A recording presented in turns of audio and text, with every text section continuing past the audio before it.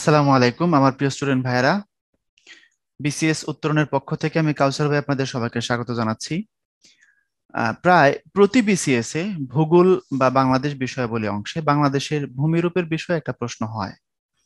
মূলত ভূগোলের কিছু অংশ বাংলাদেশ বিষয়াবলীর অন্তর্ভুক্ত, আর কিছু অংশ আন্তর্জাতিক বিষয়াবলীর অন্তর্ভুক্ত, এটা আমরা সবাই জানি। তো বাংলাদেশের মাটি কেমন, এই যে 1,47,570 বর্গ কিলোমিটারের দেশ, এটার মাটিগুলো কেমন, কোথায় পাহাড়, কোথায় সমতল ভূমি, আর কোথায় পাহাড় এবং সমতল ভূমির মাঝামাঝি ভূমির অবস্থান, এগুলো আমাদের একটু জেনে নিতে হবে, এটা গুরুত্বপূর্ণ। বাংলাদেশ পরিচিতি অংশে এটা মোটামুটি সব বিসিএসই আমরা কম বেশি এটাকে দেখে সরাসরি অথবা তার কাছাকাছি কোনো প্রশ্ন আমরা হতে দেখি। আসেন তাহলে বাংলাদেশের ভূমিরূপের বৈচিত্র্য নিয়ে আমরা কথা বলবো। প্রথমত, আমাদের যে ভূপ্রকৃতি বা ভূমি, এটা তিন রকমের। একটা হচ্ছে টারশিয়ারি যুগের সোপান, সরি, টারশিয়ারি যুগের পাহাড়, আর একটা হচ্ছে প্লাস্টোসিন কালের সোপান, আর একটা হচ্ছে সাম্প্রতিক কালে প্লাবন সমভূমি।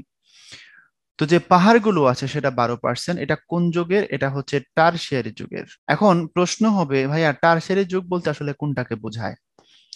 আনুমানিক এখন থেকে প্রায় 2 মিলিয়ন বছর আগের যে সময়টা, 2 মিলিয়ন বছর পূর্বে যে সময়টা ছিল সেটাকে বলা হয় টারশিয়ারি যুগ।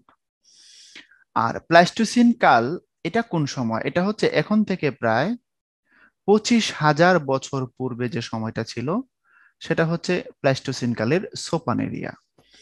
আর 25,000 বছর পূর্বের সময়টা যদি সোপান হয়, তার পরবর্তী সময় যেটা, এটাকে আমরা বলি সাম্প্রতিক কাল।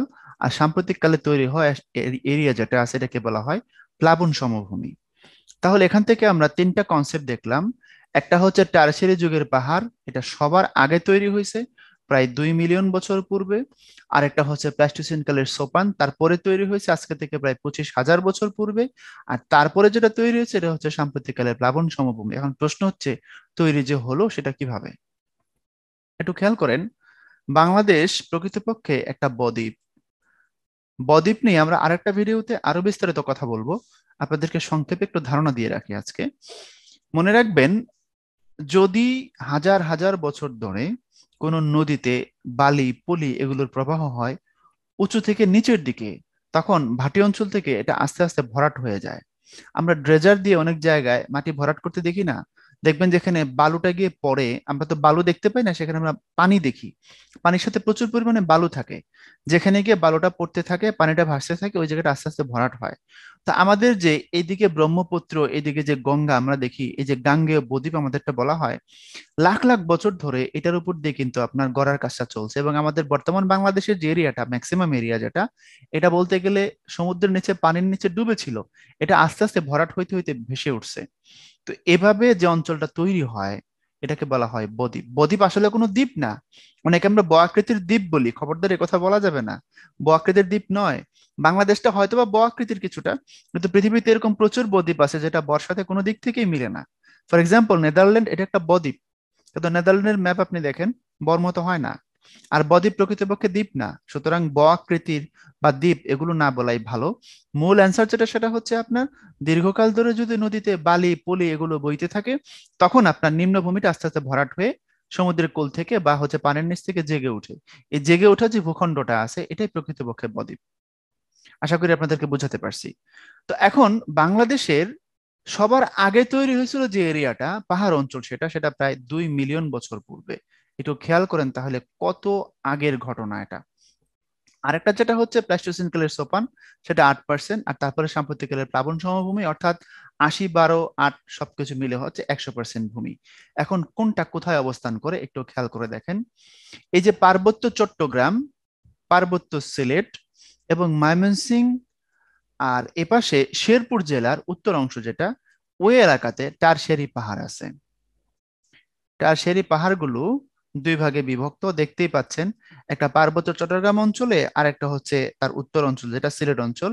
কিতাবি ভাষায় একটাকে বলা হয় দক্ষিণ পূর্বাঞ্চল, আর একটাকে বলা হয় উত্তর পূর্বাঞ্চল। এর মধ্যে দক্ষিণ পূর্বাঞ্চলের যে পাহাড়গুলো আছে এগুলোর উচ্চতা অন্য পাহাড়গুলোর থেকে তুলনামূলক বেশি।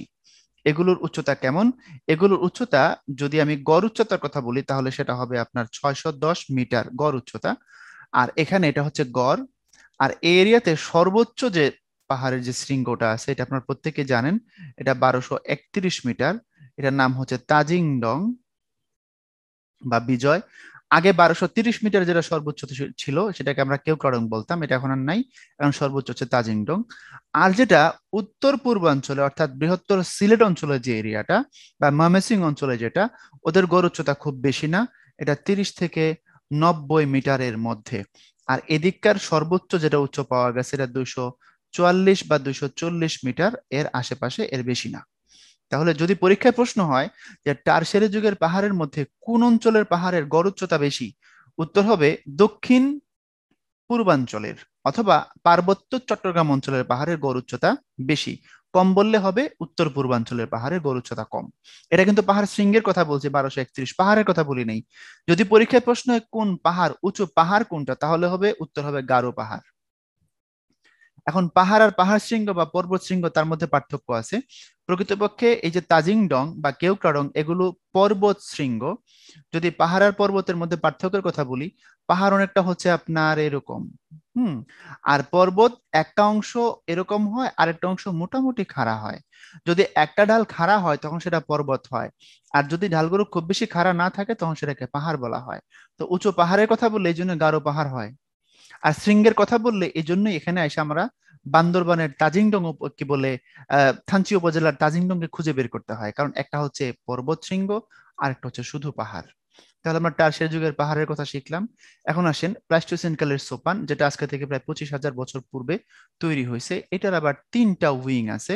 একটা হচ্ছে যে মধুপুর ও ভাওয়ালের গড়, যেটা হচ্ছে গাজীপুর তারপরে টাঙ্গাইল জেলার মধ্যে আছে। আর একটা হচ্ছে বরেন্দ্র ভূমি, যেটা আমরা জানি বগুড়া, রাজশাহী, জয়পুরহাট জেলার কিছু কিছু অংশ। আর এখানে কুমিল্লা লালমাই পাহাড়। এই সবগুলোই আসলে প্রকৃতপক্ষে প্লাইস্টোসিন কালের সোপান। এই সোপানের বৈশিষ্ট্যটা কেমন? এটা সাম্প্রতিক কালে যে প্লাবন সমভূমিটা আছে, বন্যা বা পানির মাধ্যমে পলি গঠিত যে ভূমিটা আছে আমাদের, এই পলির থেকে কিছুটা উঁচু, কিন্তু টারশিয়ারি যুগের পাহাড় থেকে আবার কিছুটা নিচু। এগুলোর উচ্চতা কেমন যদি পরীক্ষায় আপনাদেরকে প্রশ্ন করে, যেগুলোর উচ্চতা কেমন বা মাটির বৈশিষ্ট্য কেমন? মাটির বৈশিষ্ট্য বললে মোটামুটি সবগুলো মাটির বৈশিষ্ট্য কমন।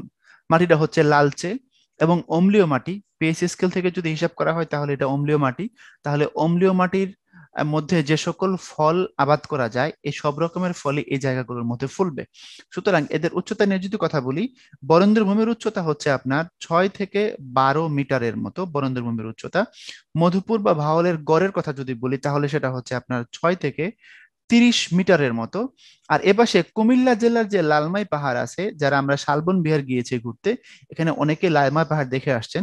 এই লালমাইয়ের উচ্চতা যদি বলি, গড় উচ্চতার কথা বলে, তাহলে সেটা হচ্ছে 21 মিটার। তো এই জায়গাগুলো স্থানীয়ভাবে ঢিপি বা টিলা বলে, যে উঁচু এরিয়াগুলো আছে, এগুলো প্লাস্টোসিন কালের সোপান। আর এর বাইরে আমরা যে বৃহৎ বাংলাদেশটাকে দেখতে পাচ্ছি, যতটা আমরা দেখি এই সবটাই হচ্ছে সাম্প্রতিক কালের প্লাবন সমভূমি, অর্থাৎ এটা সবার পরে তৈরি হয়েছে এবং এটা পলল ঘটিত। এখানে বেশিরভাগ মাটি হচ্ছে আপনার নরম মাটি, এবং এখানে নরম মাটিতে যত রকমের ফলাফল কি বলে ফসল উৎপাদন করা যায়, ধান, তারপরে গম, তারপরে ভুট্টা, বিভিন্ন রবি শস্য, এগুলো এখানে উৎপাদন করা হয়। আর টারসিয়ারি পাহাড় এটাও অম্লীয়, প্লাস্টোসিন কালের সোপান এটাও অম্লীয়। সুতরাং অম্লীয় এলাকার যতগুলো ফসল আবাদ করা যায় সেগুলো এখানে আবাদ করতে হয়। আশা করি এই জায়গাটা আপনাদের বুঝাতে পারছি। এখন আসেন যদি সামনে যাই, এই রিলেটেড কেমন কেমন প্রশ্ন আসছে আমরা একটু দেখে আসি।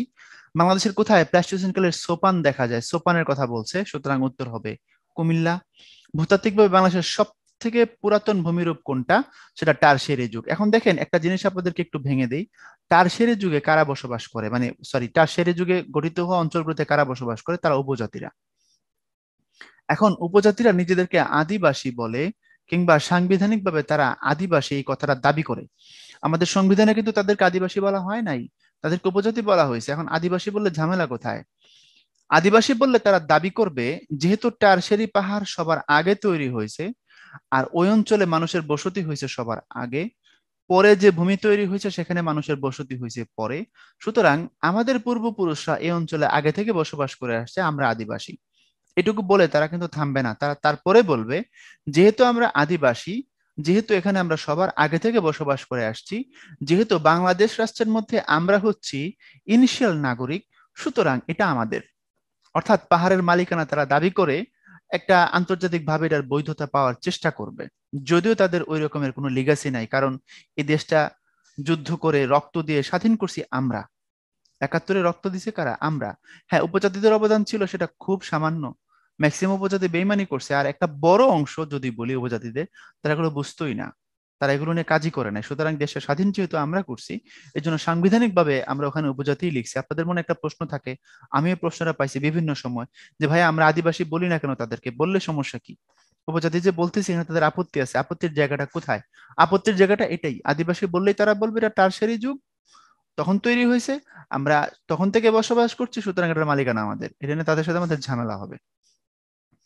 নিচের কোন জেলাতে প্লাইস্টোসিন চত্বরভূমি রয়েছে? আবার একই প্রশ্ন, ওখানে উত্তর ছিল কুমিল্লা, এখন বলতে হবে গাজীপুর, কারণ বাকি একটাও এখানে মিলে না।